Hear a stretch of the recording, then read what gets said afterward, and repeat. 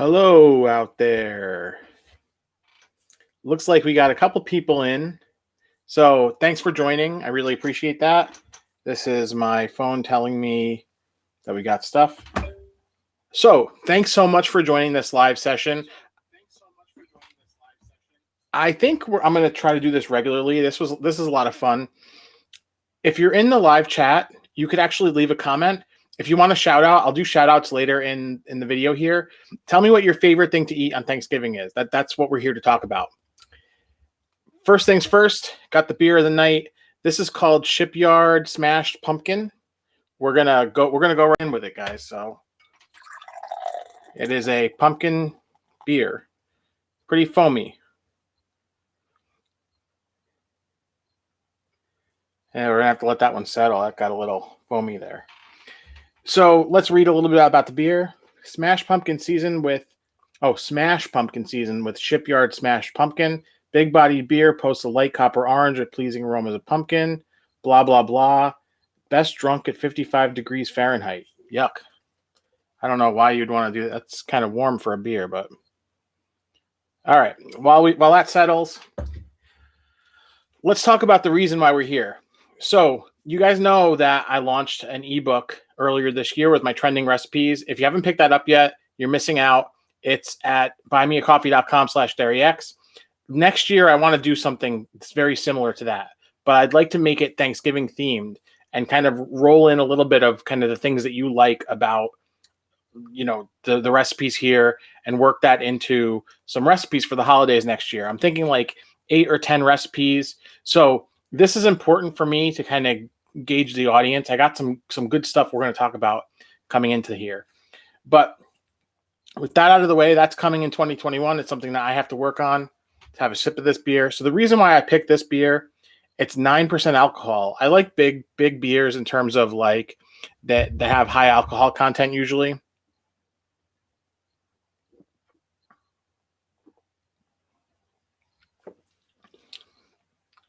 That's good. Definitely pumpkin. I'm not humongous on pumpkin beers, so I can kind of take them or leave them. But I figured for this, we're talking Thanksgiving. We got to go fall themed. We're upstate New York. Might as well. So here are the things that for me have to be on the Thanksgiving table, especially if I'm hosting. It's just tradition with my family.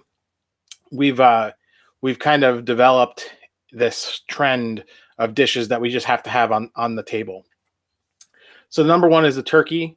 I always go for the breast meat, and you'll see in the video on Saturday, I talk about how I'm with chicken or turkey. I usually opt more for breast. We have my mom's stuffing. My mom's stuffing is like a beef-based stuffing. It's kind of unique. It's not like your bread-based stuffing with celery and onions. It's more like a ground beef, almost like a sausage. Like it's very, very strange. And we're actually going down there this weekend to see my parents. So when we're doing kind of a Thanksgiving style meal, so I might have some video coming up Thanksgiving week that talks a little bit about what we have on Thanksgiving. And then I always make the real stuffing, the dressing, whatever they call it, Food Network kind of jargon. That's like, your bread stuffing, stovetop stuffing, whatever you want to call that. I like to put apples in it sometimes. One year we actually, Rachel Ray talked about these things called stuffing muffins, where you grease a tin and you can actually like take blobs of the stuffing in a what do you call it? Like a muffin tin, and bake them into like little individual servings. It's a lot of fun. Got to have the cranberry sauce. For me, it's got to be, I got to have a little bit of both. So I like to have the one out of the can. You got to be able to slice it. You start mashing that up, that's inedible. It has to be a piece of jelly on your plate. And then the homemade cranberry sauce, I always like to put citrus in it. My brother hated it. I don't know what his deal is. He's just like a hater. And he's a hater. Candied yams. I'm kind of over the top the way I prepare the candied yams. Probably too much brown sugar and too much butter, but it's Thanksgiving. Nobody's trying to eat healthy here. Shout out in the chat. If you're in there, say something. or leave a comment below too. I respond to comments pretty quickly. There was always mashed potatoes. I didn't always take mashed potatoes actually. I don't know. There's just enough other stuff. I prefer sweet potatoes if that's around. And this is the one that's kind of the big surprise. Like we never really made gravy. I guess we did make gravy, but there was always like the Heinz jarred gravy on the table. It's just one of those things that we always just had to have. I don't know why. It's just, it's one of those guilty pleasures. We always had a corn component. It was usually just corn sauteed in butter, a little salt. A weird thing that we make are Cheddar Bay Biscuits. So we'll get the packet of like the Red Lobster biscuits, add some extra cheese and bake those. That's something that's always on our Thanksgiving table. Cornbread is another weird one. If I could dig out a picture, we had one year where we made cornbread and my mom cut it into the oddest shape. It was like she cut it into 7 pieces, but they weren't equal. It was very strange. One year, this is one that I wish we did more often. I made homemade green bean casserole. I even like French fried the shallots, like in the breading instead of buying the can. It was a lot of work, but I thought it was really good. I don't think the rest of the family really loved it, but they can love what they want to love. Another weird thing on our table. So my dad owned a deli, and he would always bring home Italian bread, like semolina bread, brick oven bread. So that would always be on the table. It's just one of those things. You got enough carbs, don't you? But no, the answer to that is no. The weird thing is, I was talking to my brother earlier. We have a hard time remembering desserts that are always there. Like there's always pie. Like maybe my mom makes like a pecan pie or like apple pie, but we always kind of overdo it on the savory stuff. So dessert's not really a big thing for us in our Thanksgiving. I haven't celebrated Thanksgiving with my parents in a while. We've been doing it more up here with Cassie's family, but we're going down this weekend to do kind of a pseudo Thanksgiving, which is going to be a lot of fun. So the transition into the things that don't belong on a Thanksgiving table. One year we had some Italian cousins over, and in order to entertain them, my parents made like tortellini and brodo, and that was awful. Like that, there's nothing Thanksgiving about tortellini and brodo. And if you like tortellini and brodo, more power to you. Just eat it on another day.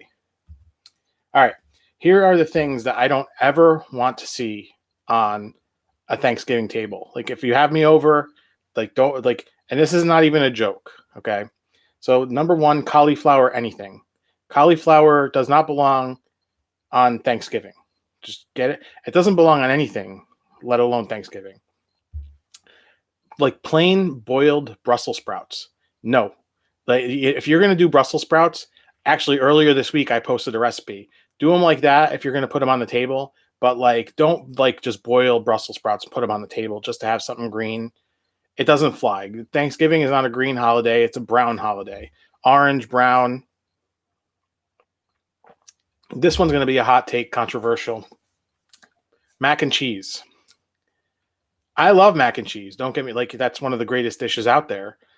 It's not Thanksgiving. It's not Thanksgiving food. It's too heavy. You got tons of other stuff. There's just no purpose for it. And then the last one that I think really does not belong there, salad. Salad anything. But I mean more like your greens, balsamic vinaigrette, all that stuff. Don't put no salad on the Thanksgiving table. Like just don't do it. It's not there's no reason for it.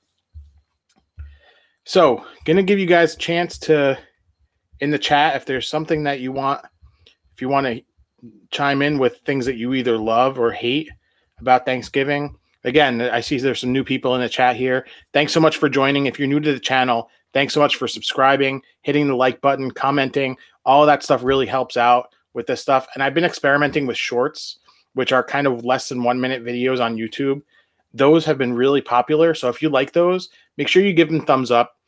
I don't know what's happening, but my channel's growing rather quickly and I love it. So if you guys are on board, leave a comment. I want to build a community around this. And with that, here are some of the responses I got for the same kind of call to action. You know, what are things that need to be on your Thanksgiving table? One, my cousin Pat said Peroni. So he has to have, that light Italian beer. Peroni to me is too light. I need something a little bit more substantial. Like this is a 9%. I probably wouldn't do this. This is, but maybe an IPA, like a Dogfish Head 90-minute. We got in the live chat, my cousin Mike, a different cousin, cold antipasto with hot gabagol. So that's like super Italian. My dad even called me earlier this week and he's like, we're going to do Thanksgiving table. You think we should open up a supersata? And I'm like, no, I don't really need a supersata, So yeah. So there's that. I had a friend, one of my DDP yoga friends, Russell Wright, chimed in that he has to have sweet potatoes and green bean casserole, both very respectable. A guy who I agree with this very much, Chris Wessel. He's in the area here. He's a recruiter in the area. Cool guy. He said he has to have the can of cranberry sauce. At least one can is what he said. So that's kind of a fun one. I have to have kind of both. And my brother just said he had got some car rental thing. So, all right, whatever that means. Metal Frog, the guy who designed the Dairy X blog layout, he said that he has to have King's Hawaiian butter rolls and corn. I don't know about the King's Hawaiian rolls. I guess that'd be a good thing to put some turkey on. My mom, these responses were all from Facebook. So I asked Twitter, Facebook, and Instagram what your favorite stuff was. And most of the responses I got were on Facebook. Got a couple in the live chat here. But my mom said stuffing. Now, her stuffing is very different, like I explained earlier. It's more like a sautéed sausage. I can't really even describe it. And I really don't know. So there's that. So when my mom says stuffing, I don't know if she means that she has to have her stuffing or she has to have the stovetop stuffing that I usually make. I have no idea. Cousin Mike, do you do your stuffing with sausage or without? So I think my mom uses a mixture of ground pork and ground beef. It might be all ground pork. I think it varies depending on what came out of the freezer. So if that answers the question, I don't think we've ever put actual sausage in there. But when I worked at my dad's store, we used to sell tons of sausages around this time of year because people like to use it in the stuffing. So that's a good question. A new friend, Andrea Lewis, who started following probably a couple months ago, started following the channel and my Facebook stuff. She said pumpkin pie. I'm going to side with that. I don't know why this year I really want pumpkin pie. Nobody in the house here likes it, so I'm kind of alone with that. But it is what it is. I might have to go get some bootleg pumpkin pie. And then I got a really, really interesting response from a chef in the area here, Chef Dominic Colos. He runs a restaurant called Amuse on Broadway up in Saratoga. I'm actually going to read verbatim what he wrote because I think it's actually a pretty profound thing that he said. So he said, must-haves are turkey, stuffing, mashed potatoes, cranberry sauce, and gravy. The things I generally make are what I am already getting me here. The things I generally make well are Brussels sprouts, yams, and corn. Of course, with family usually here, I also require bourbon and wine. Who doesn't? It's very traditional, not what people may think of as a chef-driven meal, but the techniques like brining the bird and sous vide on the potatoes are what makes it good. I save Christmas for some non-traditional items and themes. So that's kind of your chefy type thing, thinking like, okay, you have to have your traditional kind of Thanksgiving stuff going on, but then for Christmas, maybe you'll throw out a experimental meal. So that's really cool. Got a couple more answers in the chat here. Mike S. Pumpkin cheesecake. That sounds good too. Actually, this weekend I had a little piece. It was like a little like a coussi, cheesecake pumpkin thing. It was pretty good. Got to cool it on the stuff here. So yeah.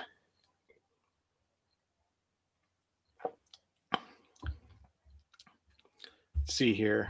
Looks like we got some new people in the chat. Again, I want to say thanks so much for joining this live chat. I think I'm going to do something every week. So keep your eyes peeled on Facebook. I haven't come up with a topic for next week yet, but I think I might have, maybe I did.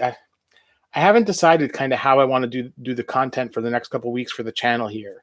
But if you're subscribed and you hit the bell, you'll get a notification with the topic, and then you can leave comments. I'll put in the description kind of what the broad topic is, and if you want to get a shout out, I want to do more of these shout outs. So, I'll definitely leave it to that. One of the topics I was thinking, which might be next Thursday, I'm thinking about it, is actually to do a live dining post, like almost like a mukbang type thing where I'll just get Chinese takeout. And usually when I try maybe I'll get it from a new place. That sounds like it might be fun. Usually when I get Chinese takeout for the first time somewhere, I get the same thing I always order. So that might be fun to kind of tear into that. And the significance of that is the night before Thanksgiving for Chinese takeout and pizza is like the largest volume days they have there. So that'll be a week ahead of Thanksgiving, give you guys a few days to kind of think about stuff. We might take the week of Thanksgiving off from the live thing just because you guys are going to be with your families and I'm going to be with mine. So I'll have regular content throughout the week, as well as some shorts. The shorts are really fun. I've been actually kind of revisiting some old videos and cutting together some, new stuff for some of the new people who are joining the channel here, which is a lot of fun for me, just revisiting some of that stuff because I kind of forgot. Like I've made something like 130 videos in the last 2 years. So yeah, lots of stuff coming. I have a new computer coming, so hopefully that'll make my editing go faster. So what I love about these live things is that I don't have to actually do much editing with this. I can come here, talk live, have a little bit of a drinky cocktail, and then I can post it, and it kind of just goes, and we're flowing here. It's like we're hanging out. So one more thing I want to tell you guys about. The dining post this Saturday is probably the biggest one I've done so far. Big in terms of we're gonna have a guest on this week. It's another one of my cousins. He's local to the area here. We finally linked up together to have lunch, and it was so much fun. Saturday morning is going to be that post. I worked on it for probably twice the amount of time in terms of editing that I would normally put into editing a dining post. So I really hope you guys are going to enjoy it. If you do, make sure you share it out. We're going to try to get this out to as many people as possible. The channel's growing like crazy. I've said it already. But anyway, without you guys here in the chat, I would just be talking to myself. So, Mike, thanks a lot for joining. Dom, if you figured out your car thing, thanks for joining. Anybody else who's been here, I know I see at least a handful of people. So thanks so much for joining. I hope you have an amazing day, amazing weekend. And I hope your Thanksgiving is awesome. If anything, I hope we can inspire you here to make some nice recipes. The Brussels sprouts was kind of one of those things that I thought that, some people might want Brussels sprouts on the table. So here's a good way to do it for Thanksgiving. So there was that. Next week, I have a recipe I'm working on for something you could do with some leftovers. Another awesome one. Not going to want to miss that. Subscribe, hit the bell, do that stuff. Let's see. What else did I have to say here?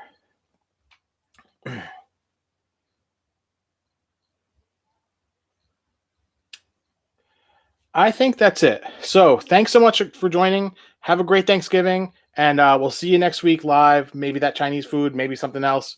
We'll see. Thanks so much.